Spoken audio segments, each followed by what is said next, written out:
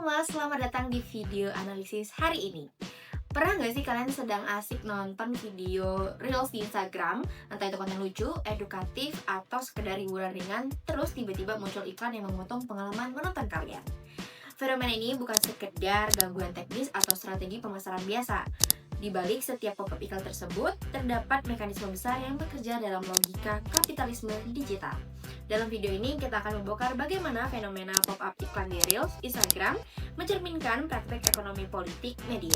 Kita akan menganalisisnya menggunakan teori Vincent Mosco, khususnya konsep komodifikasi, spasialisasi, dan strukturasi. Untuk melihat mengapa media digital bukan lagi ruang netral, melainkan arena produksi nilai ekonomi. Kemunculan pop-up iklan di Reels Instagram semakin sering kita temui. Iklan muncul menyela di personalisasi berdasarkan minat, riwayat tontonan, bahkan kebiasaan kita sehari-hari. Iklan ini bukan kebetulan, ia adalah bagian dari sistem monetisasi Instagram yang mengubah ruang hiburan pribadi menjadi ruang ekonomi. Konten hiburan, perhatian pengguna, hingga data perilaku semuanya diubah menjadi bahan baku bagi industri periklanan digital.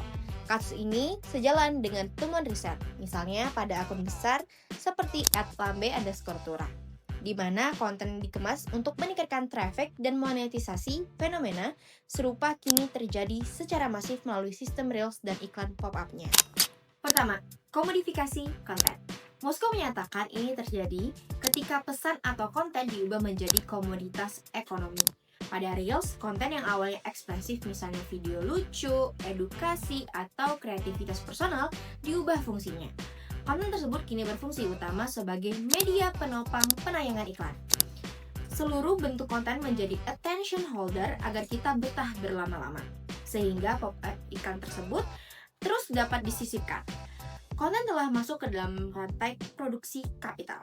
Nilai ekonominya kini bukan pada kreativitasnya, melainkan pada kemampuannya untuk mempertahankan atensi bagi iklan. Yang kedua, komodifikasi audiens dan data.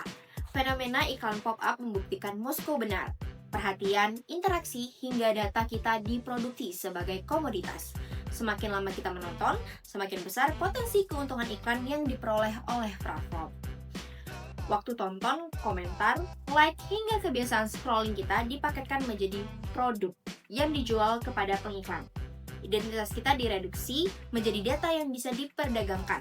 Kita mengalami eksploitasi ganda sebagai penonton sekaligus sebagai pemasok data yang dimonetisasi. Ketiga, strukturasi dan dominasi platform.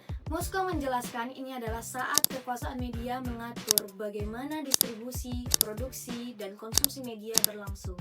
Dalam kasus Reels, kekuasaan penuh dimiliki oleh Meta, sang pemilik platform. Kreator adalah produsen nilai, sedangkan pengguna adalah sumber data. Tapi kendali ekonomi ada di tangan platform. Mereka menentukan siapa yang mendapat jangkauan, mengatur distribusi iklan, dan memegang kunci algoritma. Algoritma ini mengarahkan kita pada jenis konten yang paling menguntungkan, bukan yang paling bermakna. Penelitian menunjukkan bahwa kreator berada pada posisi yang paling lemah. Mereka menciptakan nilai ekonomi, tetapi tidak memiliki kekuasaan atas sistem monetisasi. Reels bukan lagi sekedar ruang kreatif, melainkan arena kerja yang dieksploitasi oleh kapital platform. Dalam perspektif Moskow, fenomena iklan pop-up ini memiliki berbagai dampak sosial dan ekonomi yang kritis. Pertama, aktivitas biasa kita dikonversi menjadi nilai ekonomi.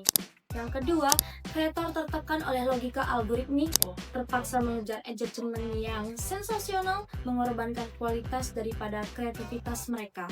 Ketiga, Meta memiliki dominasi kapital digital yang menentukan arus informasi dan peluang ekonomi, memperlebar ketimpangan antara platform dan kreator. Yang keempat, penyempitan keragaman informasi. Konten yang paling menguntungkan adalah konten singkat, sensasional, dan mudah dikonsumsi, sehingga narasi yang lebih kritis tersisihkan. Dan yang tak kalah penting yaitu yang kelima, privasi pengguna terancam.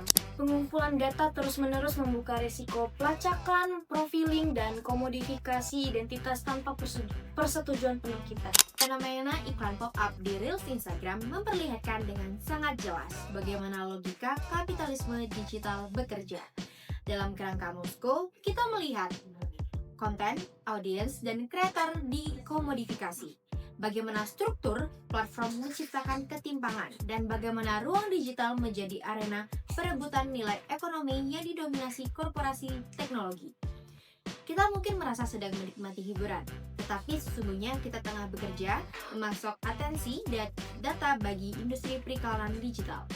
Kreator terlihat bebas berkarya, namun mereka beroperasi dalam struktur algoritmik yang menuntut konten yang paling menguntungkan bagi platform.